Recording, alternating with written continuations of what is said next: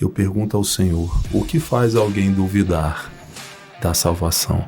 O que significa dizer que Deus é soberano, inclusive, sobre os meus pecados? Muitos confundem maturidade espiritual com santidade. Qual a diferença? O que Deus espera de mim como um pecador redimido? Pastor, eu pequei. Caí em pecado. O que faço? Quem sou eu para dar algo para Deus? Não há nada, absolutamente nada em mim. Tudo é dele. Se eu olho para o espelho, eu sei que eu sou condenado. Eu sei. Mas quando eu olho para a cruz e para Cristo, eu tenho certeza da minha salvação. Graça e paz no Senhor Jesus Cristo. Sejam todos bem-vindos a mais uma edição do programa De Cristão para Cristão. E hoje, para abordarmos talvez um dos temas mais pastorais dentre todos aqueles que já foram abordados no nosso programa. A glória de Deus revelada em nossas fraquezas. Se você é cristão, se você crê em Deus, se você crê na Bíblia como escrituras sagradas, se você ama a Deus, provavelmente você quer ter uma vida onde Deus seja glorificado através da sua vida. Mas muito provavelmente você experimenta no seu dia a dia aquela experiência narrada na carta de Paulo aos Romanos no capítulo 7. Eu sei que a lei de Deus é boa, mas na hora que eu tento fazer o bem, eu encontro em meus membros uma força quase que irresistível que me leva a fazer o mal, de forma que o bem que eu quero fazer, eu não faço. E o mal que eu não quero fazer, isso eu acabo fazendo. Miserável homem que sou. É sobre isso que nós vamos conversar hoje. O convidado para nos ajudar a pensar sobre esse assunto é alguém não menos especial. Ele é pastor, é responsável pelo Departamento de Evangelismo e Discipulado na Assembleia de Deus de Londrina, é marido da Gisele, pai da Malu e do Mateus, e para aqueles que acompanham as redes sociais da Assembleia de Deus de Londrina, eu costumo dizer que ele é o pastor mais doce que nós temos aqui em Londrina. Pastor Elisiel Pacheco, uma potência potencializada. Seja bem-vindo, pastor, ao programa De Cristão para Cristão. Que bênção, graças a Deus. Fico feliz em poder estar aqui, muito honrado. Tenho certeza que Deus vai falar com a gente, com certeza disso. Que bom. Eu fico feliz em ser marido da Gisele, pai da Manu e do Mateus. São os presentes que Deus me deu. Pastor Elisiel, fui perdoado, me converti, todavia eu tenho uma luta constante com o pecado. Essa talvez seja a experiência de todo cristão. E aí 3 caminhos se revelam à nossa frente. Primeiro é o caminho da hipocrisia. É aquele que assume uma postura hipócrita, coloca uma máscara, mas vive uma duplicidade. Existe o segundo caminho, que é aquele, não, tendo em vista que eu não consigo vencer minhas deficiências, eu mergulho de ponta a cabeça no pecado. Existe o terceiro caminho, que é aquele que a glória de Deus é revelada em meio às nossas fraquezas. É aquele onde a gente reconhece as nossas debilidades, as nossas fragilidades, e a gente busca em Deus socorro. Como lidar com essa luta, pastor? Esse conflito? Mesmo após a nossa conversão, de forma que nós tenhamos um relacionamento com Deus que não seja um relacionamento legalista. Como lidar com isso? Eu acrescento, pastor, de forma negativa, mais um caminho aí, que seria um fanatismo fantasioso, né? Que entra meio que nesse caminho do legalismo.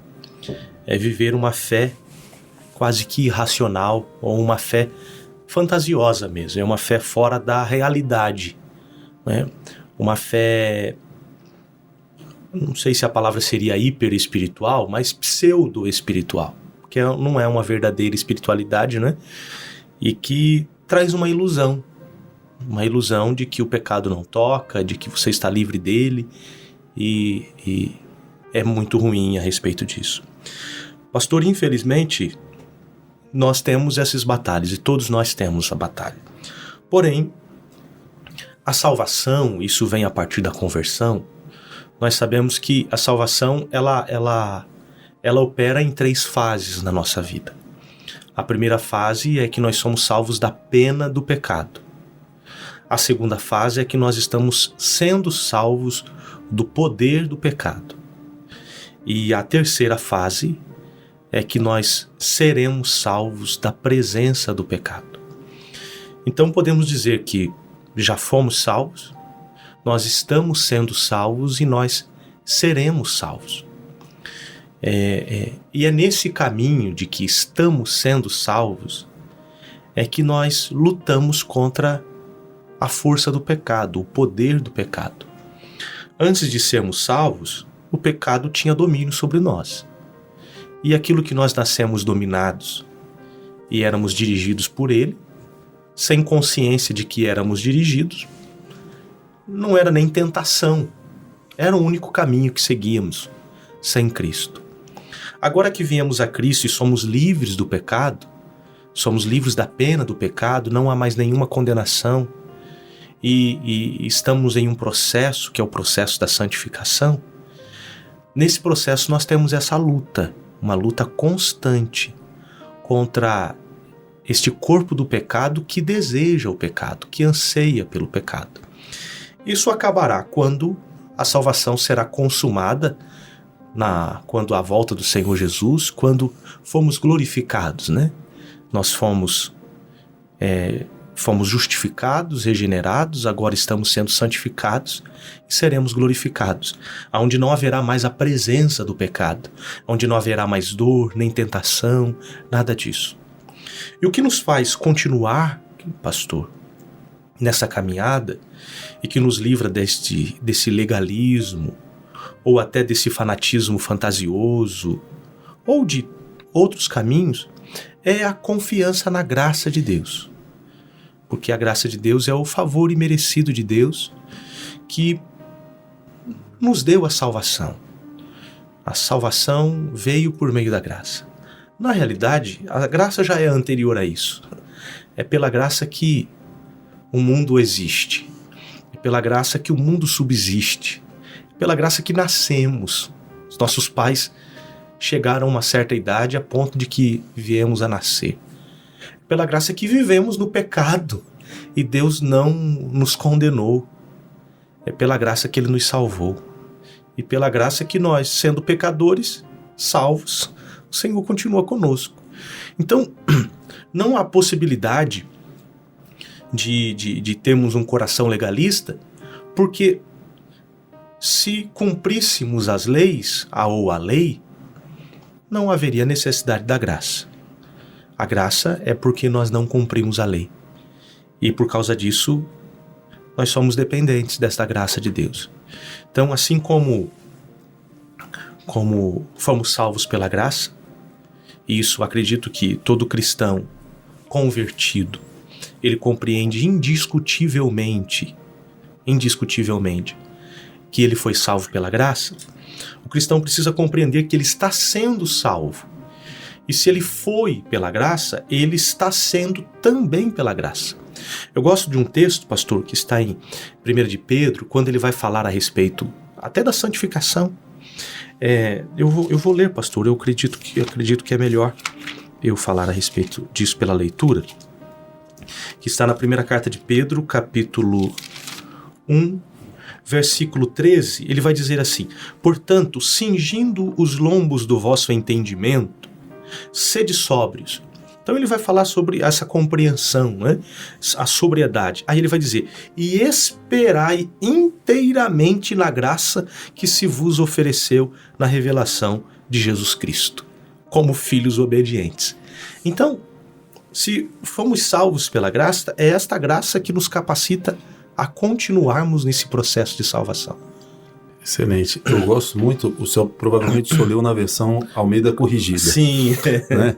Há outras versões. Na Almeida século XXI, Sim. esse sigindo o vosso entendimento está com entendimento pronto para tomar uma atitude. Olha que interessante. Eu pretendo, pastor, ao final da leitura essa Bíblia aqui, estou fazendo a leitura dela, eu quero completá-la, continuar com ela o dia a dia, mas eu pretendo ter a NAA, a nova, né? Nova versão Nova Almeida atualizada, para fazer uma leitura nela também, nesse contexto até mais novo. Essa versão Almeida Revista e Corrigida, ela é oficial na Assembleia de Deus, né? Mas até descobri há pouco tempo que eles aceitaram a NAA também como versão oficial. Até para ter uma linguagem mais moderna, né, que dá um melhor entendimento. Eu ainda pretendo fazer um programa, se assim Deus permitir, especificamente sobre versões e traduções da Bíblia. Sim. Né? Com certeza, e aí será a gente excelente. abordar texto crítico, texto receptos e etc. Sim. Né? As traduções dinâmicas e etc. Enfim, pastor Elisiel, creio ser possível nós sermos salvos e por algum motivo, ou por falha na doutrina que aprendemos, ou por algum outro motivo, nós não desfrutarmos da alegria da salvação. Eu pergunto ao Senhor, o que faz alguém duvidar da salvação? Pastor, o que pode fazer alguém duvidar? Como o senhor mesmo disse, acredito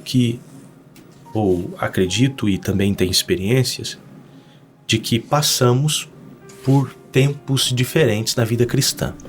A vida cristã, é o que nós estamos tratando aqui, é um processo. Nesse processo há, como poeticamente a Bíblia fala, há montanhas e vales. Então, há momentos em que estamos, como diz um amigo, pegando o anjo pelo pé. E tem hora que nós estamos com muitas dificuldades na fé. Então, acredito que a fé ela não pode ser emocional por causa disso. As nossas emoções, primeiro que nós não a controlamos, e segundo que elas são muito instáveis. Então, nossa fé não é baseada, a nossa vida com Deus não é baseada nas nossas emoções. Então, esse é um primeiro caminho. Mas uma outra questão que pode fazer com que pessoas possam duvidar da salvação, primeiro tem a ver com ignorância. Pode ser que ela não tenha um bom conhecimento a respeito, como diz o escritor aos Hebreus, da tão grande salvação. Muitas vezes a pessoa está baseada na sua salvação com aquilo que ela aprendeu, teve algumas experiências, mas ela não foi discipulada no sentido de entendimento a respeito da fé cristã. Essa é uma razão, até o senhor me disse, dessa responsabilidade que tenho do discipulado, e entendo uma grande responsabilidade. Assim como um bebê, os seus primeiros 3 anos são tão importantes para a sua vida. A alimentação primeiro do leite materno, depois aquele primeiro aprendizado do alimento comum, até que ele seja fortalecido. Lembro bem quando eu fui no médico, agora há pouco tempo, levando o Mateus, quando ele estava introduzindo a alimentação, ele disse assim: se ele continuar no leite materno, ele dura mais 2, 3 anos. Mas se ele começar a se alimentar comida sólida a partir de agora, eu garanto que ele chega até os seus 120 anos. E no discipulado isso também é necessário.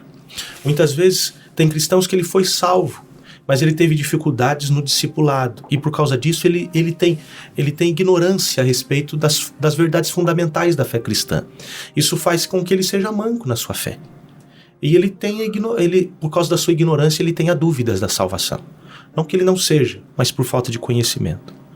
Uma outra razão é acusações. São acusações. Acusações que pode vir primeiro num ataque maligno. O diabo nos acusa, ele é o acusador dos santos, né? Se ele é acusador dos santos, ele está falando dos salvos. Ele está acusando os crentes. A Bíblia fala lá em Apocalipse que foi derrotado o acusador dos irmãos, que nos acusavam dia e noite. Imagina, que batalha é essa? É Satanás nos acusando, é o diabo, ele é o seu nome, né? Acusador. E a intenção dele é fazer com que a gente, como diz Asaf, escorregue da fé. Então, há momentos em que estamos sob ataque maligno. E diante desse ataque, a gente pode sofrer dúvidas. Outra questão tem a ver com o pecado. A pessoa pode estar vivendo um processo de pecado, de queda na fé, de um momento em que ela caiu em pecado. E aquele pecado que ela cometeu, se ela não passou por um processo ainda de arrependimento, ela vai ter a sua própria condenação, no sentido de ela mesma se condenar, porque ela tem consciência que ela errou. E naquele momento ela terá dúvidas. Quantas pessoas que a gente já conversou, nós já tivemos experiências a respeito disso, o próprio de ele dizer, Davi no Salmo 51, ele pede para Deus restituir a alegria da salvação. Isso, quantas pessoas que a gente conheceu ou a gente já viu, que estava muitas vezes não afastada de Cristo, mas teve uma decepção na igreja. Aí por causa disso ficou alguns dias sem vir à igreja, ou até mais do que dias.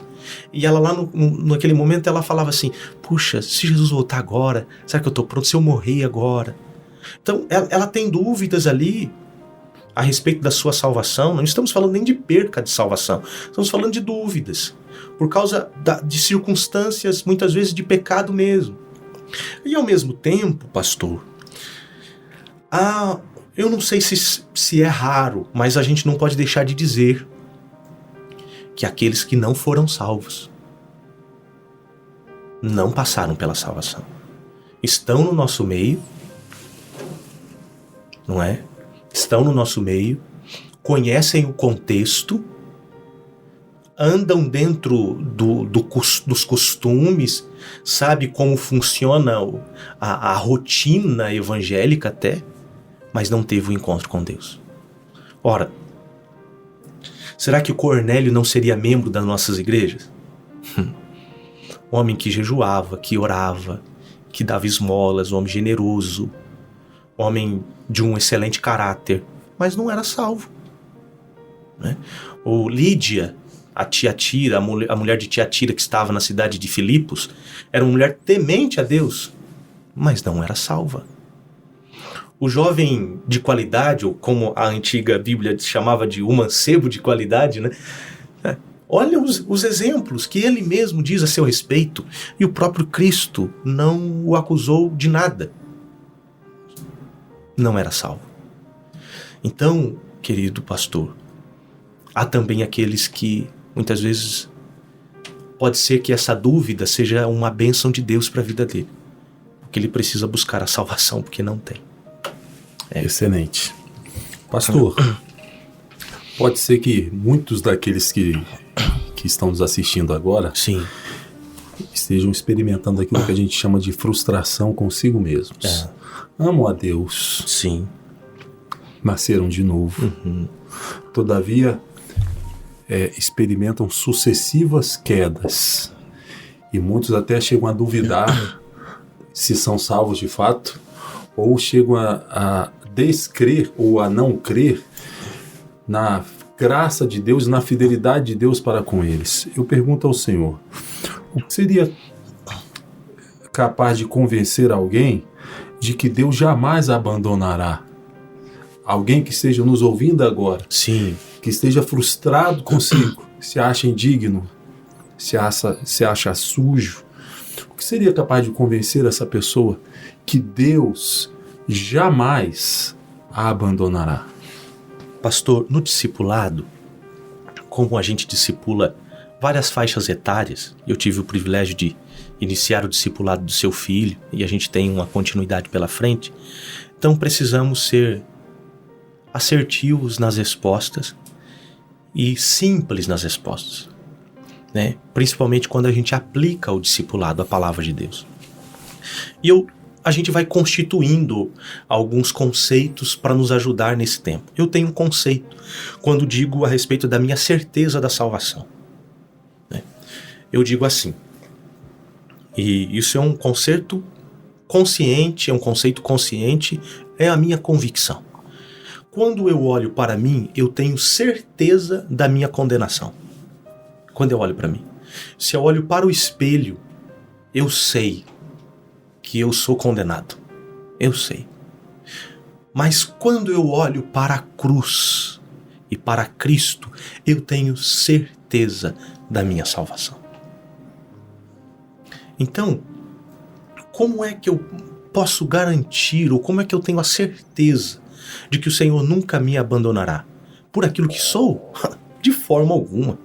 Porque quando olho para mim, eu tenho certeza da minha condenação e digo conscientemente, olha, não tem como colocar uma vírgula, um mas, qualquer justificativa a respeito disso. Mas o Senhor está comigo porque Ele prometeu. Ele disse, eis que eu estou convosco. É a sua palavra e a sua promessa. E é só isso, não tem mais outra coisa. Não tem o que faça para que Ele esteja comigo ou me abandone. Não tem. O salmista mesmo, no Salmo 139, ele vai dizer, se eu colocar a minha cama nas altas nuvens, o Senhor lá está. Se eu fazer a minha cama nas mais profundezas do mar, o ser humano alcançou a lua, mas não alcançou ainda as profundezas do mar. Mas o Senhor lá também está. Se eu estiver na mais escuridão, as trevas para o Senhor é como luz. Não tem diferença. Então, nada me afastará, como Paulo diz, do amor que está em Cristo Jesus, do amor de Deus que está em Cristo Jesus. Então, o que me apega na certeza de que o Senhor está comigo é porque Ele prometeu. Por causa do caráter dele. É o caráter dele. Não é outra coisa. Não tem como ser outra coisa. Porque não existe outra coisa. Sabe? Não é o que sinto. Não é o que penso. Não é o que fiz ou que deixei de fazer. Porque quem sou eu para Deus reagir a mim? Não. Sou eu que reajo a Deus. Não Ele que reage a mim. Independente das minhas reações. Ora, basicamente, somos pais.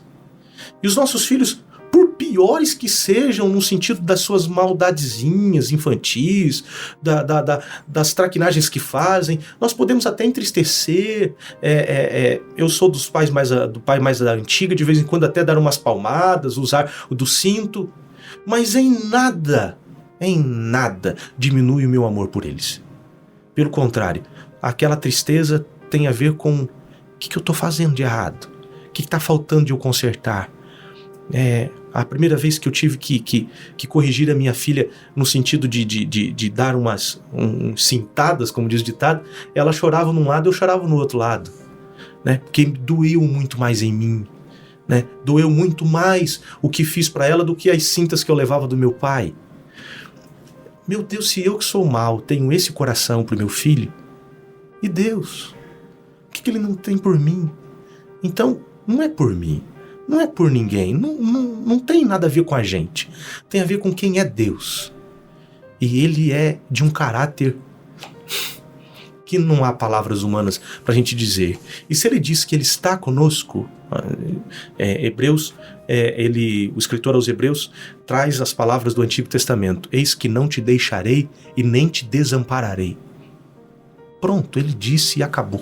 Não tem mais o que fazer. Pastor Eliseu, se nós encerrássemos a entrevista agora, o que o senhor disse já seria suficiente. Amém. Já seria suficiente. Deus seja louvado. Amém. Deus Pastor, o que significa dizer? Nós cremos que Deus é soberano sobre tudo e sobre todos. Uhum. O que significa dizer que Deus é soberano, inclusive, sobre os meus pecados? Tá.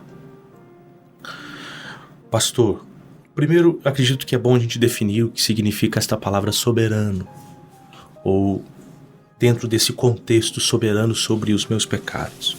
Porque quando a gente fala de soberano, a gente tem a ver com poder, que Deus tem o poder, o comando, o controle, né?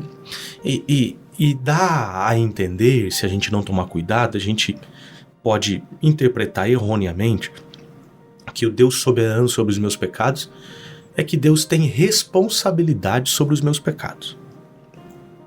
Que o fato de que Deus é soberano, todas as coisas estão debaixo da sua poderosa vontade, soberana vontade, e nos isenta da nossa responsabilidade. Diante desta pergunta, eu creio que Deus é soberano sobre os meus pecados no sentido da sua onisciência. Ele conhece tudo que sou. Porque uma outra maneira de que eu vejo pecado na Bíblia, quando nós olhamos para o Antigo Testamento, o pecado é comportamento. Não farás, né? Não matarás, não adulterarás. Está falando de comportamento. Jesus, quando ele traz o Sermão da Montanha, e ele vai trazer os aspectos do reino, ele mostra o pecado como motivação. O motivo da ação ele é mais profundo. Então, não é só não adulterarás, mas se você tiver um olhar impuro, já é pecado. Paulo, lá nesse texto, principalmente de Romanos 7, ele vai mostrar em outros textos que pecado é a essência humana. Já é o que sou. Já é mais do que simplesmente motivação. É a minha essência. Não há nada que saia de mim que não seja pecado. Então, Deus conhece tudo. Deus conhece as profundezas do nosso coração. Deus, ele sonda as profundezas do nosso coração. Então Deus sabe. O Deus que conhece antes que saia uma palavra da minha boca, ele sabe de todos os meus pecados. O Davi, ele faz uma oração dizendo: Senhor, expurga-me dos meus pecados que me são ocultos. Quer dizer, há pecados que cometemos que nós nem conhecemos, a ponto de que na lei havia sacrifício para pecados ocultos, né? E somos condenados por esse pecado, mesmo o fato de não saber, né? Somos condenados por eles. Então, Deus é soberano a respeito disso. Deus é soberano pelo seu conhecimento. Deus sabe, Deus vê, Deus enxerga.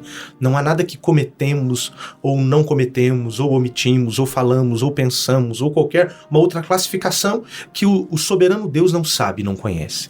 Agora, o que também percebo, pastor, que Deus, ele é soberano no sentido de limites ao pecador. Deus bota limites no pecador. Um exemplo para mim, coisas que eu já vi, não sei se o senhor já chegou a me ouvir algumas vezes, não sou de muito falar nesse sentido também, porém aqui, a Segunda Guerra Mundial para mim é um exemplo desse sentido. Nós temos os 6 milhões de judeus que é muito conhecido, que morreram, mas passaram de 200 milhões de mortes. Entre soldados, os nazistas não só perseguiram os judeus, como também os homossexuais, pessoas que tinham deficiências físicas, ciganos, outros povos também foram perseguidos pelo nazismo. E não só os nazistas, como os fascistas da Itália, e na guerra todos estão errados, né, num certo aspecto, não é esse o caminho que a gente quer chegar. Porém, a guerra que começa oficialmente em 39 e termina em 45, parece que ela não tem fim. Porque ela vai continuar, tanto que depois a gente vai ter a Guerra Fria, que vem depois de muito tempo ainda. Porém, em abril de 45, 3 personagens principais morrem. Morre Benito Mussolini, o ditador da Itália. Morre Adolf Hitler, que alguns de história, algumas dúvidas, mas oficialmente ele morre em abril.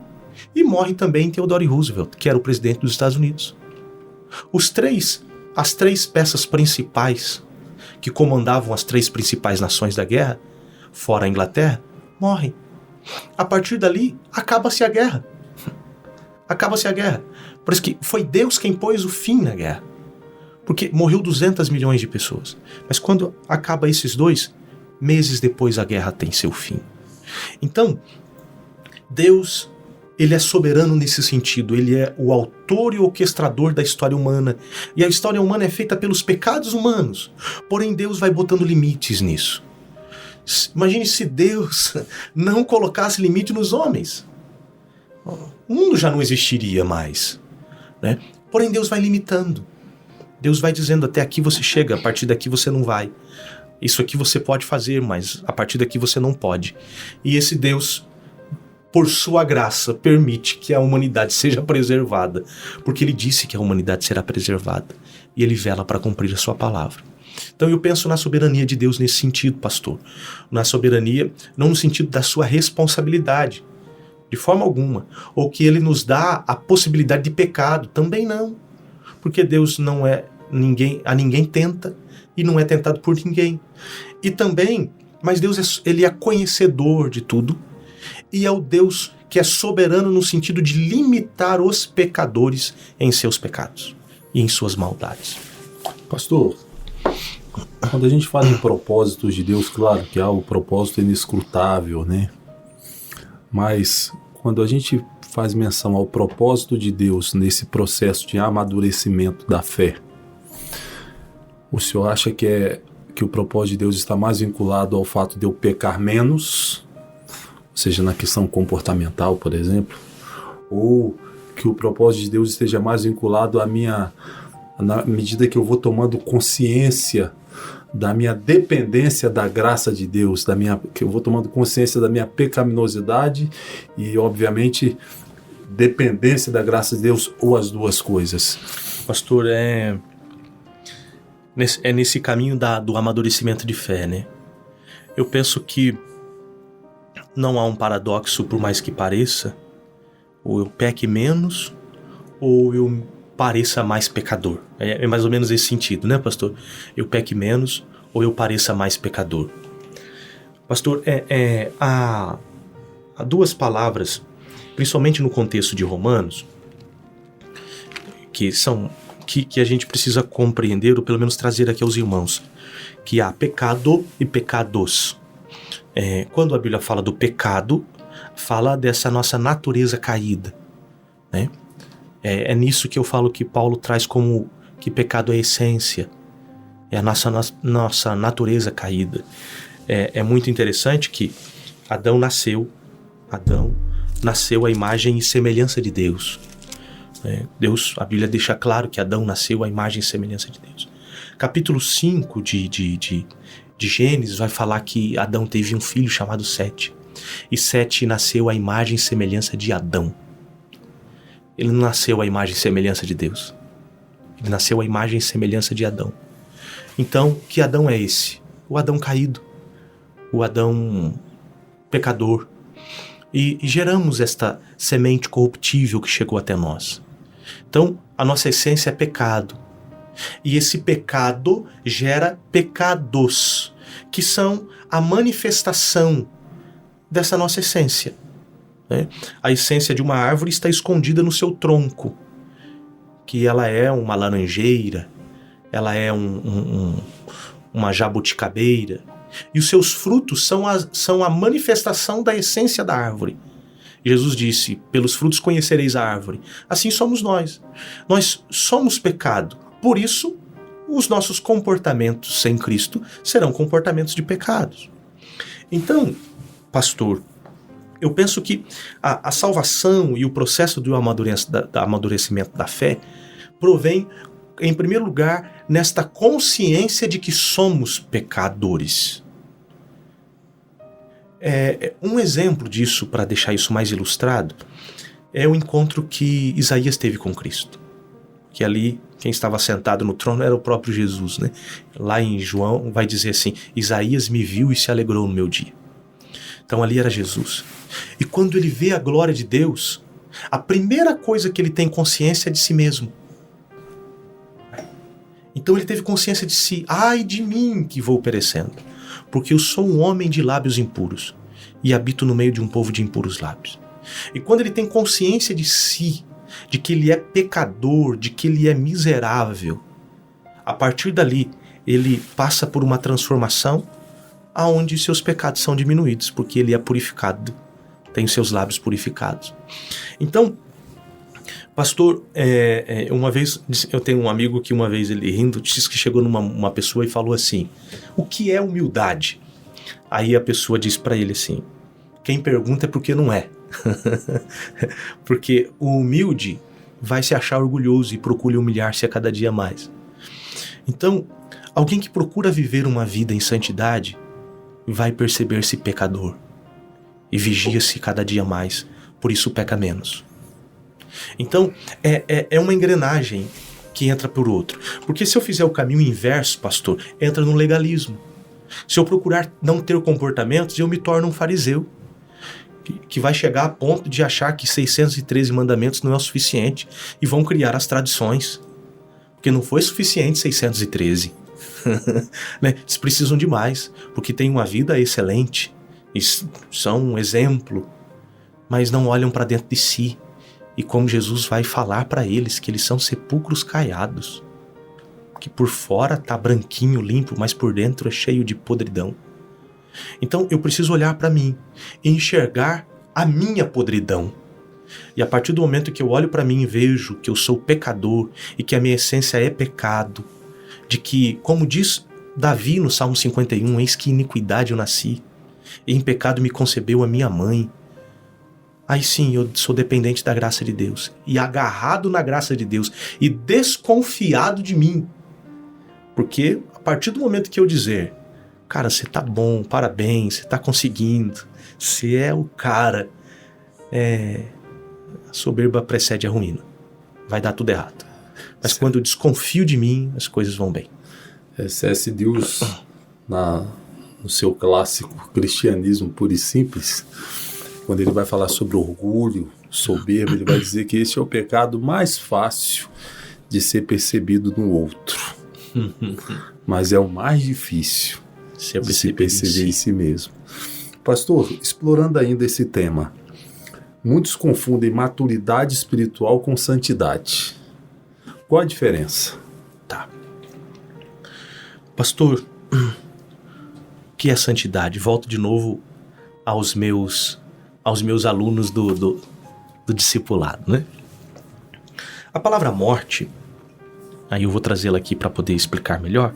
Morte significa separação. Uma pessoa que morreu, ela está separada. A palavra santificação também significa separação. Tanto uma quanto outra. Tem uma mesma palavra como significado, mas tem sentidos de uma mesma palavra totalmente diferentes. Morte é a separação de algo, um afastamento. Então eu afasto. Quem está morto, ele está afastado, né? Ele já não convive mais. Então a morte eterna é uma separação de Deus. A santificação é uma separação para. Não é um afastamento, mas é um acolhimento. É trazer perto. Então, o santificado é o separado. Para.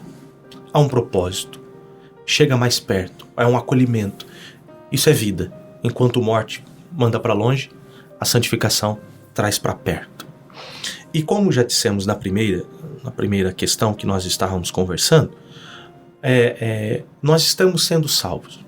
Isso fala com que a santificação ela está em nós em dois processos. Há um livro muito bom lançado pela CPD chamado O Poder da Santificação. Ele vai tratar muito concernente a essa questão, um livro muito bom. E nós tivemos a primeira santificação, que é a santificação posicional. Estamos passando por um outro processo, que é a santificação progressiva. Um exemplo. Você vai em um ambiente em que há muitos mendigos, vamos usar essa expressão. Mendigos com características de mendigos, com roupas de mendigos, com cheiros de mendigo, com cultura de mendigo, com toda aquela questão de moradores de rua. Aí você olha para um e há uma graça no seu coração e você diz, esse vai morar comigo, eu vou tirá-lo dali. Seja um jovem, um menino, ou alguma coisa que tocou o seu coração. E você o santifica daquele ambiente. Você o separa daquele ambiente. Você o tira dali e traz para si. Ele teve uma santificação posicional. Ele saiu da rua. Agora ele tem um lugar para estar. Ele já não é mais um morador de rua.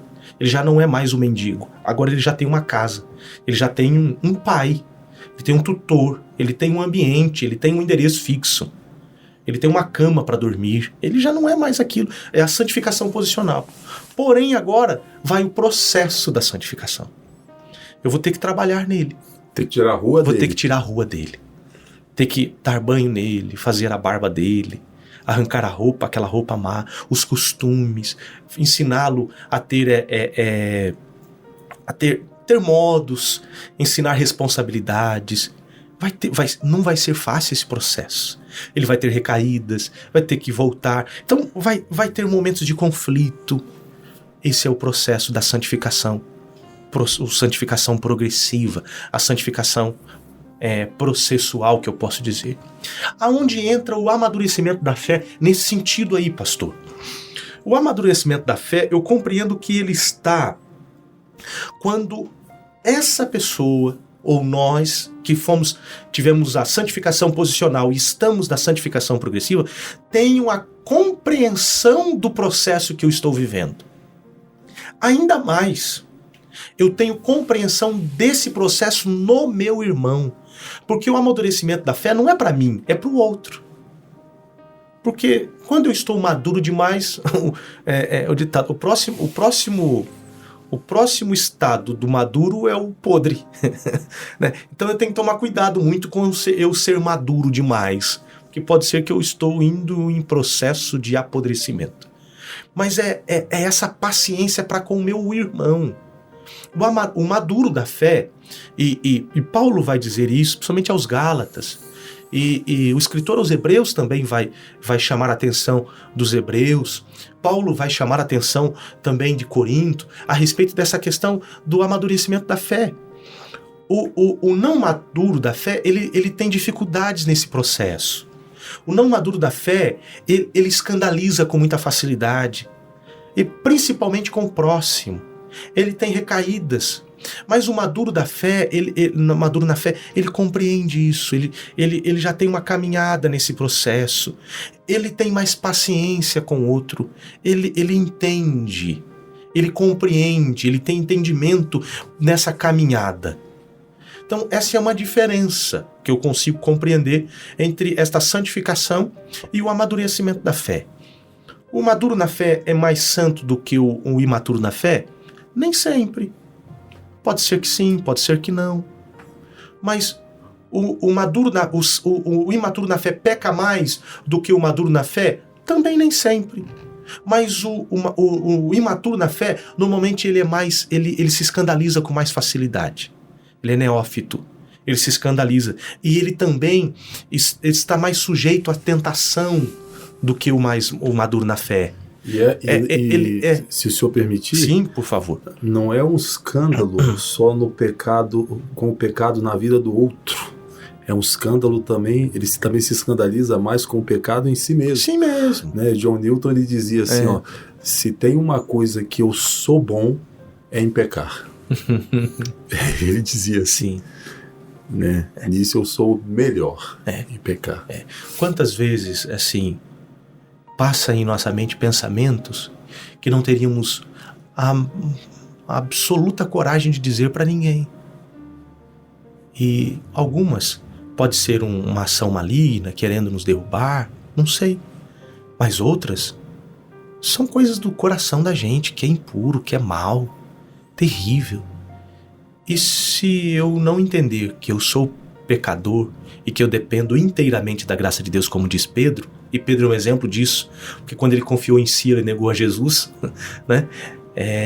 Ele sabia, ele passou por duras penas, ele aprendeu essa lição.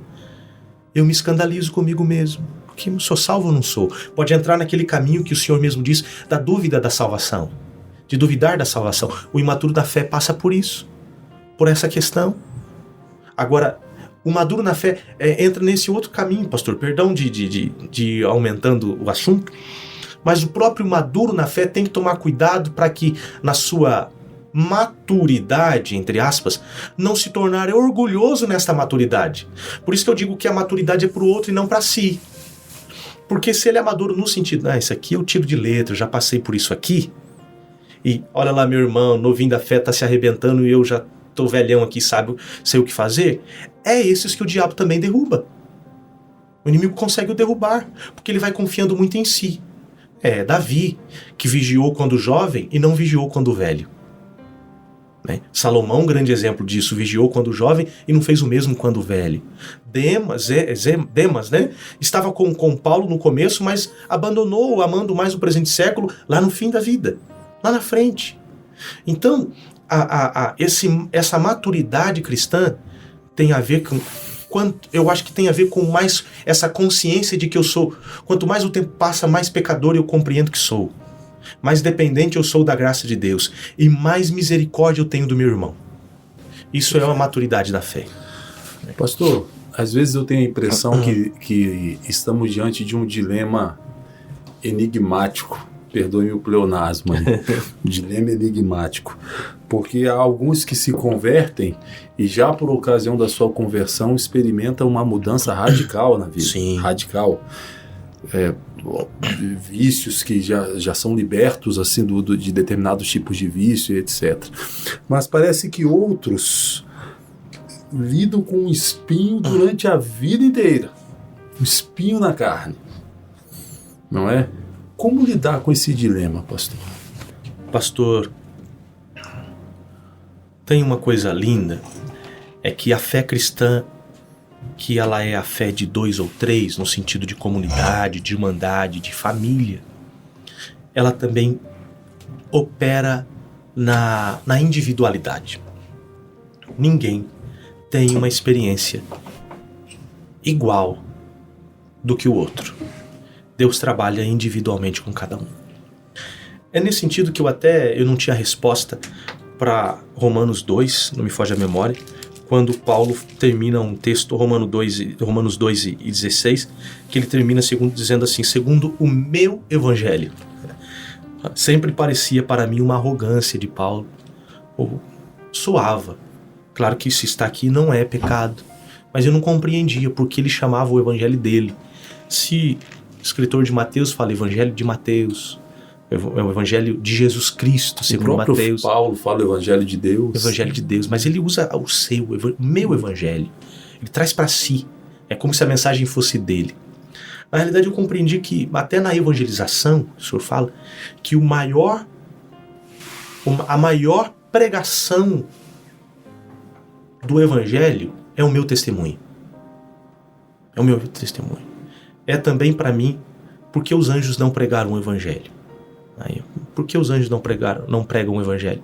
Porque eles não têm testemunho para contar. A maior pregação do evangelho é que eu era cego, agora eu vejo. Eu tenho a minha própria experiência com Deus. Então, pastor, esse dilema tem muito a ver com comparações.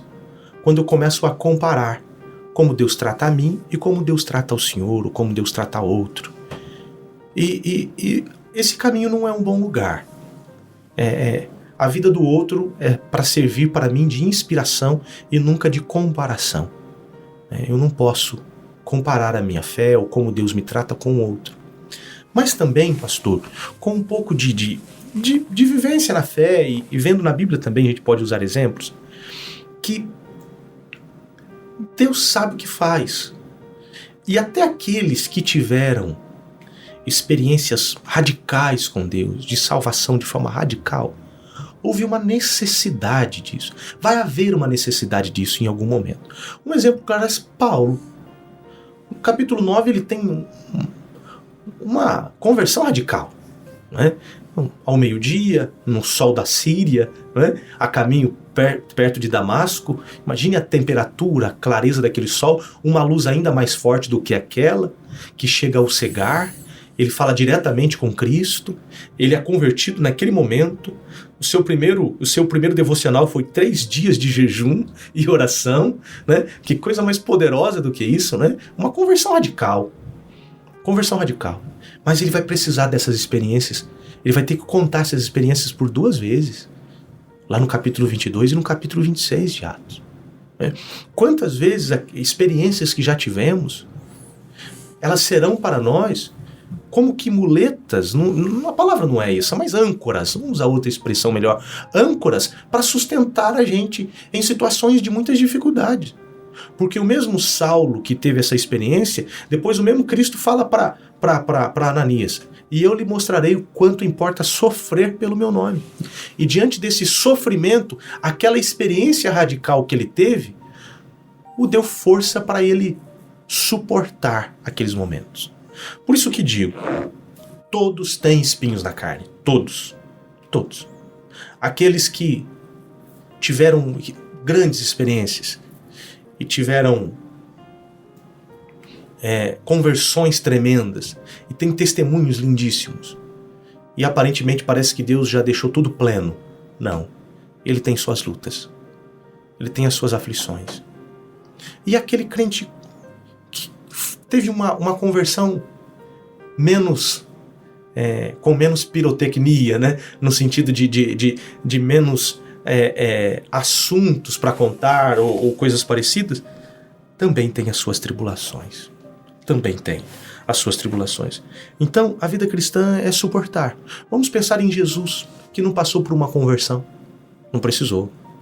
Jesus não precisou nem de espinho na carne, como Paulo falou, que o espinho tinha um propósito para que ele não se orgulhasse, né, da sublimidade das revelações.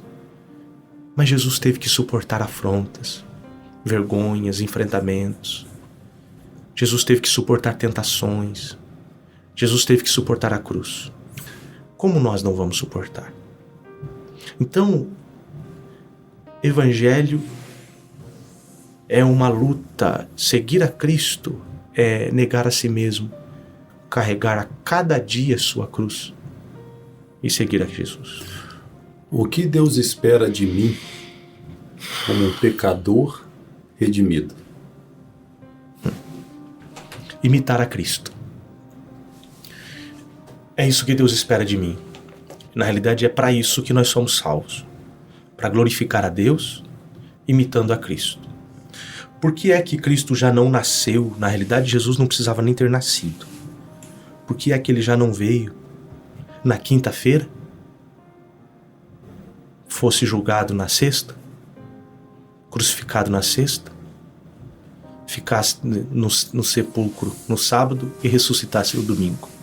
Porque tem que ter 30 anos de história anterior para nos dar o exemplo, para que a gente possa seguir os seus passos. Jesus nos deu o exemplo de como viver uma vida agradável a Deus. E através de Cristo nós podemos viver uma vida agradável a Deus. Então, o que Deus espera de nós é que possamos olhar para Jesus e imitá-lo. Olhemos firmemente para Jesus, o autor e consumador da nossa fé. Além da Bíblia, claro, e dos evangelhos que nós devemos ler constantemente. Precisamos ler. O que mais nos ensina são as histórias. Então a gente precisa ler a Bíblia, ver como é que Jesus lidava, ver as nuances de Jesus, como é que ele pensava. A gente precisa ler com essas perspectivas, mas ler no sentido de trazer para a minha própria vida. Mas, pastor, de vários livros que já passou por mim, mas dois que me marcaram muito são livros.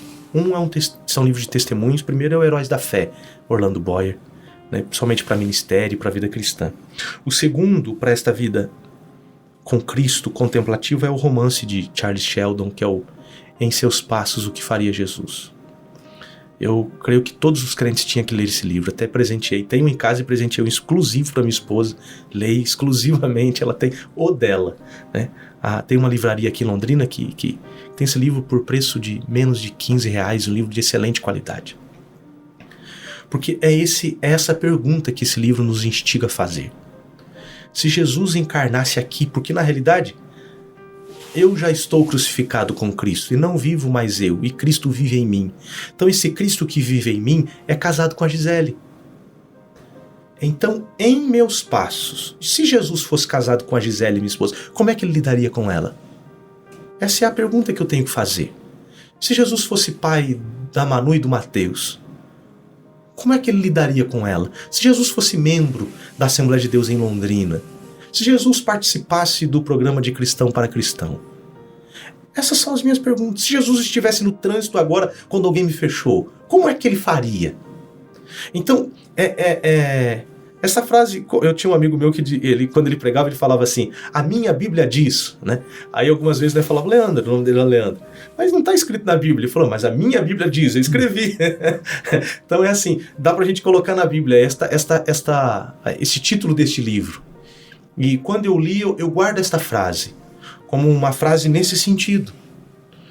Em meus passos, o que faria Jesus? Digo, pastor, que olhando para esta pergunta e para a minha vida, eu confesso que eu tenho errado muito. Mas é uma frase que eu procuro colocar como um quebra-sol diante dos meus olhos, para que eu possa olhar nesse sentido. Porque é isso que Jesus espera, é isso que Deus espera de mim. Porque quando Deus olha para mim, Ele vê Cristo em mim. E por isso que eu sou agradável a Deus. Não por causa de mim, mas por causa de Cristo. Então eu preciso imitar a Cristo. Paulo é categórico ao dizer que Deus é mais glorificado em nossas fraquezas. Sim. De que maneira Deus pode ser mais glorificado em nossas fraquezas do que em nossas forças? Porque a ideia que muitas vezes nutrimos é que nós glorificamos mais a Deus como quando temos um melhor desempenho. É verdade. Essa é a ideia que nós nutrimos. Uhum. Todavia, como que Deus pode ser mais glorificado em nossas fraquezas? Pastor, eu tenho preocupações nessa espiritualidade pragmática, né? Nessa espiritualidade, eu sou mais espiritual por aquilo que faço. E não é. Há uma pergunta que também eu não conseguia compreender. Perguntaram para Jesus, o que eu faço para executar as obras de Deus? João 6. Aí ele diz, que conheçam a mim e meu Pai. Mas que é isso? Como é que é executar as obras de Deus conhecendo a mim, conhecendo o Pai? Então a obra de Deus não é aquilo que eu faço, mas é aquilo que eu sou. Muito mais naquilo que Ele faz em mim do que o que eu faço. Ou quando Ele faz através de mim. Aí quando há uma ação não vinda de mim, mas vinda dele. Então quando a gente olha que Deus é glorificado através do meu desempenho e eu tenho esse viés, eu sou uma presa muito fácil. Pode ser que eu não seja um maduro na fé, mas tenho, como Apolo, uma necessidade de conhecer mais pontualmente a minha fé. Porque eu não glorifico a Deus nos meus desempenhos. Deus é glorificado não no meu desempenho, mas o que Ele faz através de mim. Através de mim. E pode ser que há coisas comuns que Deus faz, uma pregação, o louvor, alguma coisa, tudo isso, mas é Deus quem faz através de mim. Eu preciso enxergar dessa maneira, porque daí Deus é glorificado. Porque se eu faço para glorificar a Deus, pode ser que eu não glorifique a Deus. Um exemplo básico, depois eu entro mais nessa questão de fraqueza, pastor, é assim. Um exemplo. Eu quero agradar o Senhor. E o convido para um jantar em casa. E o meu desejo é agradá-lo. De todo o coração quero agradá-lo. E eu faço uma macarronada. Uma macarronada com... Eu não, minha esposa, tá? Porque eu não sei fazer miojos, tá? Mas a minha esposa faz lá uma macarronada muito boa, muito gostosa, que é o meu prato predileto, um exemplo. Então eu vou dar o meu prato predileto ao Senhor, convidando para a intenção é agradar. O Senhor come de tudo, menos macarronada. Menos aquilo. Eu não vou agradá-lo. Porque eu o agradei, eu procurei agradá-lo pela minha premissa e não pela tua. Então, quando eu olho no agradar a Deus baseado em desempenho, eu posso entrar em choque com a vontade de Deus. Como o próprio Davi, que tinha um projeto excelente, que o próprio Natan disse, parabéns, vai lá e faça. Mas Deus disse, não, Davi, não é você que vai fazer. Então, muitas vezes a vontade de Deus, por melhor que seja a minha vontade, pode não ser a vontade de Deus. Então, a premissa de glorificar a Deus pelo desempenho somente, ela é muito frágil. Eu tenho muita facilidade de desagradar a Deus, baseado nesse sentido, e não glorificá-lo. Mas o que penso nessa questão de fraquezas, pastor? Aonde é que eu glorifico a Deus da minha fraqueza? Porque, na realidade, pastor, quem sou eu para dar algo para Deus? Não há nada, absolutamente nada em mim. Tudo é dele. Como diz Paulo, por ele, para ele, porque por meio dele, né? Porque dele, para ele, por meio dele são todas as coisas. Então, até o meu desempenho vem dele. Porque se ele não fizesse, o que é que eu tinha de matéria-prima para fazer? Nada. A obra de Deus não é como uma empresa organizacional somente, no sentido de que as minhas qualidades eu trago externamente para aquele ambiente e ali eu opero. Porque não há externo diante de Deus. Ele é tudo, ele compreende tudo. Ele é em todas as coisas, ele está acima de todas as coisas. Nele nos movemos, nele existimos. Então, eu glorifico a Deus quando eu compreendo isso. Aí mostra esta minha fraqueza. Porque não é só a fraqueza das minhas debilidades, é a fraqueza da minha essência, é a fraqueza da minha existência. Na realidade, não é nem existência, é da minha subsistência, porque quem existe é Ele. Eu subsisto na existência dele. Então, a partir disso, eu sou fraco, frágil, debilitado. Quem sou eu? Eu não existo, não é possível. Então, aí, Deus usar esse ser inútil glorifica Ele. Glorifica Ele. Porque não há nada em mim para que eu possa dizer que isso pressupõe de mim um presente que eu posso fazer para agradar a Deus. Isso pode fazer com o meu semelhante, porque somos seres iguais. Aí sim eu posso fazer isso. Eu posso, em alguma coisa, procurar surpreendê-lo. E nessa surpresa, agradá-lo. Mas nesse pressuposto eu precisei que o Senhor não soubesse. Eu precisei usar capacidades que o Senhor não tinha, ou pelo menos não utilizei das suas capacidades. Eu precisei estar a um ambiente onde o Senhor não estava. Eu precisei pensar coisas que não passou pela sua cabeça. Eu precisei fazer coisas que o Senhor estava totalmente inerte dessa situação. Isso é impossível com Deus. Então, na realidade, talvez fraqueza é muito mais do que a gente é. Nós somos até menos do que isso. Quando Paulo fala das fraquezas, nesse contexto, ele estava dizendo nisso mesmo. É lindo, pastor, como Deus glorifica nas coisas, é glorificado nas coisas pequenas. Eu fico pensando no privilégio de Maria em dar o seio para Jesus. Veja a minha esposa amamentando. Como Deus foi glorificado naquela manjedoura. Como Deus foi glorificado naqueles lenços que o cobriram. Como Deus foi glorificado em José, que ensinou a profissão para o Filho de Deus. Ele educou a Deus, a Cristo, aquele menino. Ele ensinou uma profissão àquele menino.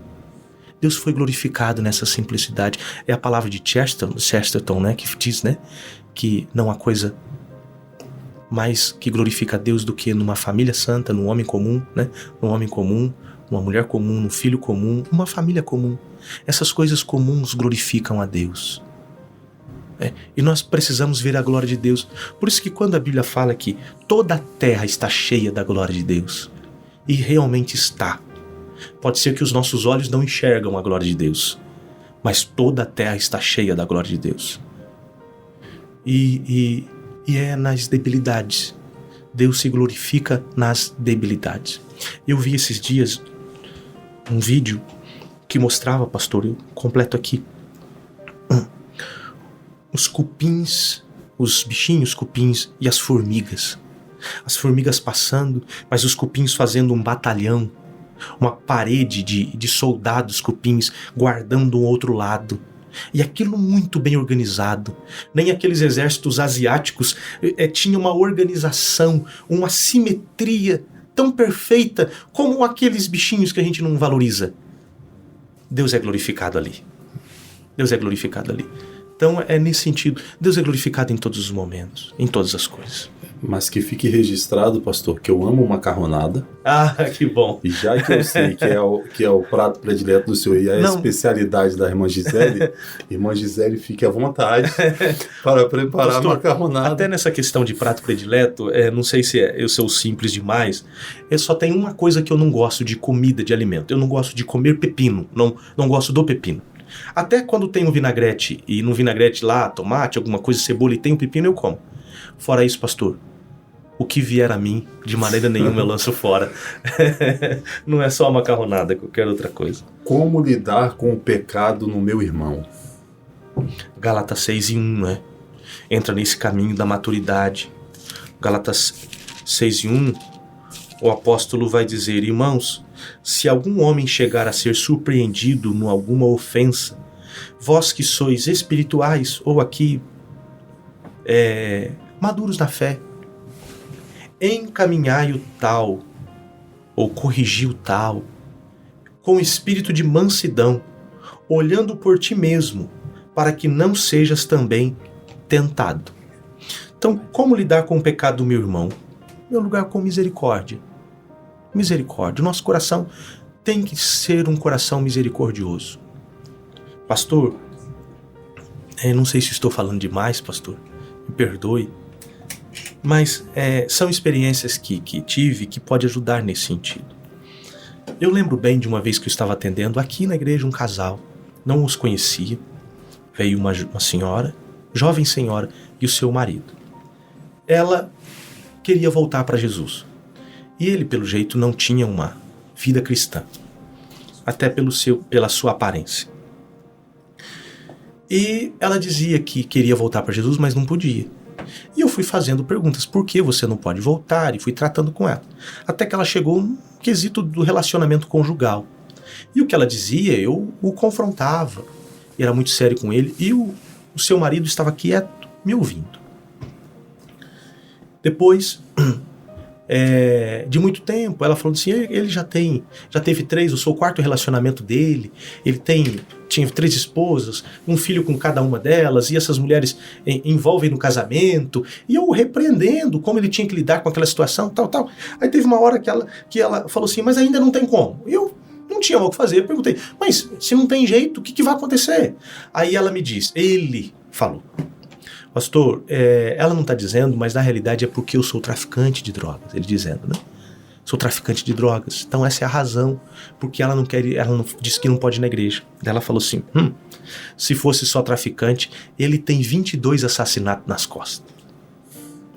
Aí eu brinco, pastor, uma brincadeira que eu falo quando conto essa história, que eu fiquei quieto e falei para mim, deixa eu ficar quieto, porque senão eu vou ser o 23º.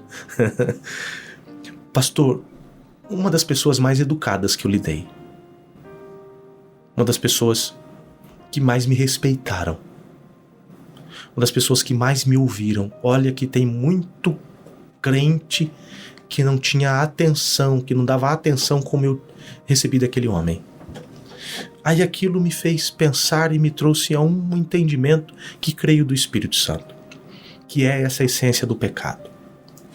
Que a essência lá dentro, a fagulha, a chama que fez esse homem a matar pessoas, a ser um homicida, esta essência habita dentro de mim, está aqui dentro. Pode ser que eu não matei por medo, por falta de coragem, por não saber utilizar uma arma de fogo, uma arma branca, por uma cultura evangélica, por medo da lei, por várias e várias outras coisas que foram freios que não me deixaram chegar a esse ponto. Mas a pulsão estava aqui dentro. Na realidade está.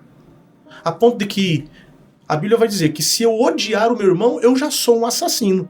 Por causa disso, por causa da essência. Porque eu mato aquele que eu odeio. Se nós usarmos uma linguagem da física, vai dizer que nós temos essa energia potencial. É isso mesmo. Eu tenho essa potência. Essa potência está Somos aqui dentro de mim. potencialmente capazes. Isso. Eu percebi que eu sou um potencial capaz adúltero, um potencialmente capaz homicida. O que você imaginar de pecados, dos mais absurdos, há potencial dentro de mim. Há potencial dentro de mim. Então, a partir disso, eu tenho que ter misericórdia com o pecador. Porque ele caiu. E eu que cuido estar de pé, olho para que eu não caia.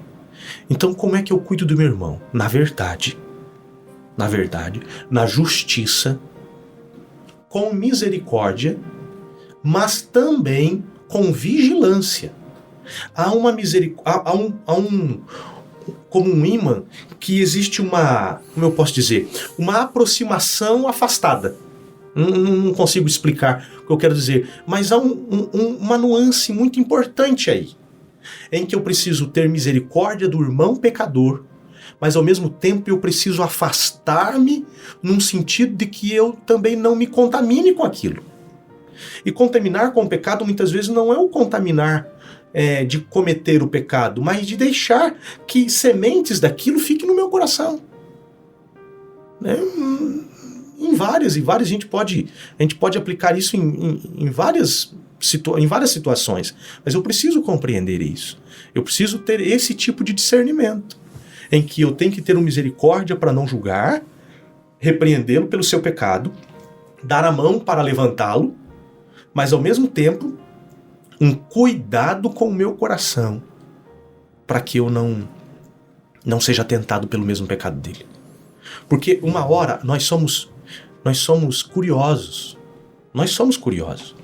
E quando alguém peca, a gente tem a curiosidade de perguntar como é que ele caiu ali? Como é que ele chegou lá? E a gente vai vendo os caminhos, porque não acontece da noite para o dia, não é um resvalozinho. Houve um processo para chegar até aquele ato final do pecado.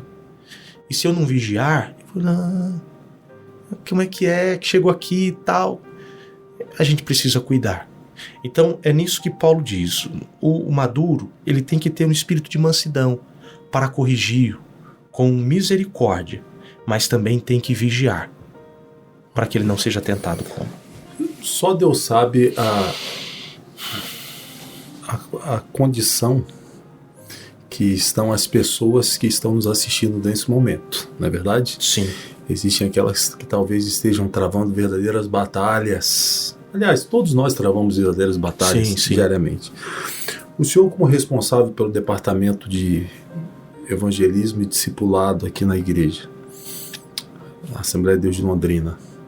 E também, pastor, perdoe-me cortar, uma coisa que é do dia a dia nosso são os atendimentos, né?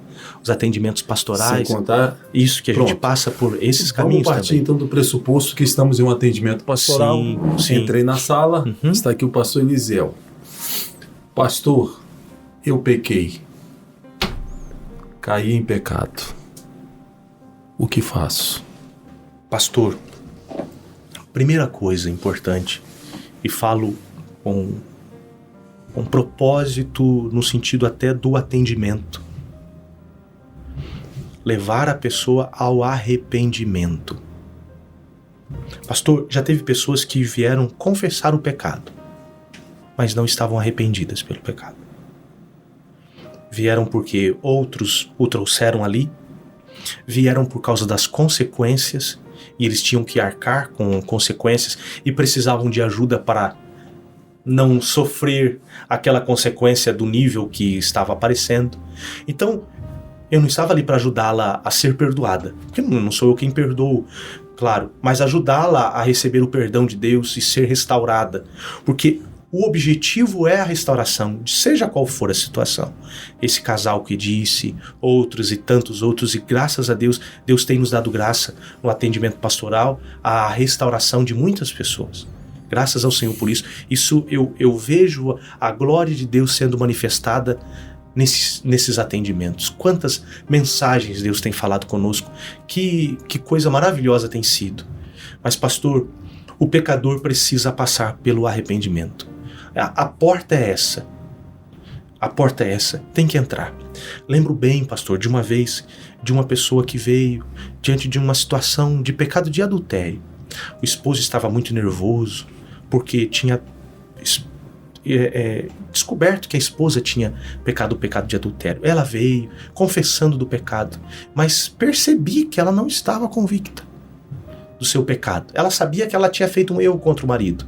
Sabia que o que ela tinha feito era errado. Mas eu percebi que ela não tinha pecado contra Deus. Sabe? Pecou contra o marido, pecou contra a sociedade, pecou contra a igreja, pecou até contra os filhos. Mas não vi nela que ela tinha pecado contra Deus. Foi quando pedi para o marido dela sair. E fui muito duro com ela, no sentido da palavra. Firme, direto. Duro até. Duro. De que eu sei que ela se espantou, não esperava aquilo. Mas precisei, pastor, entendi que foi uma direção de Deus. Graças a Deus o casamento é restaurado. Estão bem, estão firmes, servindo ao Senhor Jesus. Mas o arrependimento foi necessário. Então, é o arrependimento. E o arrependimento, eu o vejo passando por 3 fases da nossa alma. O arrependimento começa por uma reflexão do pecado, o entendimento do pecado, refletir a respeito disso. É o caindo em si do filho. A pessoa precisa cair em si, ela precisa perceber o erro que cometeu. Esse arrependimento que mudou, esse entendimento do que ela cometeu, que é pecado, que ela pecou contra Deus, deve gerar então um outro processo nas suas emoções, que deve gerar tristeza, angústia, a tristeza do pecado. Paulo vai dizer isso aos Coríntios, que a tristeza segundo Deus. A pessoa precisa sentir tristeza, pena, dor. O salmista no Salmo 32, ele fala: enquanto eu me calei, os meus ossos se envelheciam, o meu humor se tornou como sequidão de estio. A pessoa tem que doer, o pecado tem que doer na pessoa. Tem uma frase que até faz tempo que eu carrego ela comigo: Jesus só será doce quando o pecado se tornar amargo. Então, enquanto a pessoa não sentir o amargor do pecado nos seus lábios, ele não pode receber a doçura do perdão. Então, a pessoa precisa esse tipo de tristeza que o leva a esse amargor. E a partir desse processo, que é um processo racional, emocional e volitivo, ela precisa deixar o pecado. Ela deixa o pecado antes até de se sentir perdoada. Precisa dizer: isso aqui faz mal. E ela precisa abandoná-lo. Aquele que confessa e deixa alcança a misericórdia. Isso é o arrependimento. Então, que senti que eu sou pecador. Não, muitas vezes tem remorso, tem até um entendimento, conhecimento, mas não passou pelo arrependimento. E esse é a chave do Evangelho. Arrependei-vos. Que é, então, o entendimento, as emoções e as atitudes. A partir disso, pastor, a confissão. A pessoa precisa confessar diante de Deus.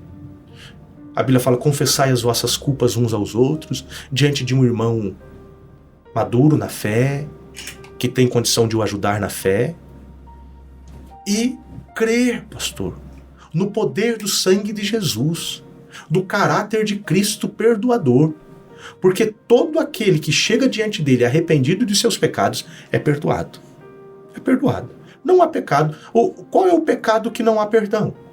O pecado sem arrependimento. Qualquer pecado sem arrependimento é um pecado imperdoável. Né? Por que a blasfêmia contra o Espírito Santo é um pecado sem perdão? Porque a pessoa que blasfemou contra o Espírito Santo não tem mais entendimento de que aquilo que ela está cometendo é pecado. A partir disso, então, ela não pode se arrepender. Se ela não se arrependeu, ela não vai pedir perdão. Então, ela não vai ser perdoada. É esse processo. A partir do momento, então, que eu me arrependi, não há pecado que o Senhor não perdoa. Não há pecado que o sangue de Jesus não possa purificar. E a pessoa precisa crer. Porque eu até digo que o diabo que lança a flecha da tentação também lança a flecha da acusação. E a gente precisa colocar o diabo longe desse processo. O processo da restauração, não, o diabo tem que estar longe. Ele vai querer se envolver nesse caminho, dizendo, você não merece, você errou, Deus não vai te perdoar, vai ser difícil, continua aqui. É muito difícil da pessoa ser restaurada, porque o diabo é como que se ele colocasse uma malha por cima da pessoa para que ela não se levante. Mas quando ela deixa o inimigo de lado e vai diante do Senhor, porque a tristeza segundo Deus gera arrependimento e o arrependimento gera vida, ela vai ser restaurada. Então, se alguém está em pecado, o processo é esse: abandone o pecado, lança fora o diabo. Não permita que o inimigo fique falando que você não tem condição de salvação, o Senhor não vai lhe perdoar, não há possibilidade de perdão a você já errou quantas vezes. Eu falo, o justo 7 vezes cairá, o justo 7 vezes cairá, e o Senhor o levantará em todas elas. Porque não é o justo no sentido de que não peca, é justo no sentido de que ele é justificado por aquele que nos santifica. Então, a partir disso, ele é santificado. Todos os entrevistados que por aqui passam, independente do tema do programa, nós concluímos a entrevista com essa pergunta.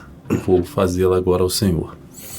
Pastor Elisiel, o que é o Evangelho? Pastor, acredito que há muitas e muitas palavras a respeito do que pode ser o Evangelho. Eu lembro de um texto agora de Lucas capítulo 2, versículos 9, quando os anjos apareceram, o anjo do Senhor apareceu aos pastores em Belém e disse: não temais, porque eis aqui vos trago novas de grande alegria, que será para todo o povo. Pois na cidade de Davi vos nasceu hoje o Salvador, que é Cristo, o Senhor. Isso é Evangelho. Evangelho é novas de grande alegria. Grande alegria. Não há maior alegria do que essa. Evangelho é salvação. Evangelho é novas todas as coisas, porque é o senhorio de Cristo. Evangelho é Cristo. É Jesus. Jesus é o Evangelho de Deus. E o Evangelho é poder de Deus para a salvação, para a restauração, para a reconciliação. Acho que essa expressão que Paulo usa na segunda carta aos Coríntios capítulo 5. Somos reconciliados. O Evangelho é poder de Deus para a reconciliação de todo aquele que nele crê. Este é o Evangelho. São novas de alegria para homens. Há uma outra expressão que os anjos vão cantar, dizendo: glória a Deus nas alturas, paz na terra, boa vontade para com os homens. Nesse mesmo contexto, isso aqui também é Evangelho. Evangelho é a glória de Deus. Evangelho é paz. Evangelho é a boa vontade de Deus para com os homens. Este é o Evangelho. Então Jesus, seu Evangelho não é a cruz, seu Evangelho já é na sua encarnação. É o Evangelho. Pastor, muito obrigado. Para mim foi um prazer. Deus abençoe muitíssimo o Senhor. Como eu disse no início, essa foi uma das entrevistas talvez mais pastorais dentre todas aquelas que já realizamos aqui. Essa em especial é aquele tipo de entrevista que a gente assiste uma vez, quer assistir de novo. O senhor está de parabéns. Obrigado. Deus pastor. abençoe. Aliás, pastor, eu lembro que uma das suas ministrações aqui da igreja, o senhor ministrou sobre o que significa nascer de novo. E quando o senhor fez o apelo, eu confesso ao senhor quase que eu fui lá para frente. Não é? O senhor não teve dúvida da salvação. Quase que eu fui lá para frente, eu olhei assim, poxa. E Deus tem sido muito gracioso com a Assembleia de Deus em Londrina, no seu quadro de pastores, no seu quadro de obreiros. Deus abençoe. Sou como um abortivo aqui, mas Deus é bom. Que o amor de Deus, a graça de nosso Senhor e Salvador Jesus Cristo, a comunhão e as consolações do Espírito Santo seja com todos vocês, não só hoje, mas para sempre. Um beijo no coração e até o próximo programa, se assim Deus permitir. Deus abençoe.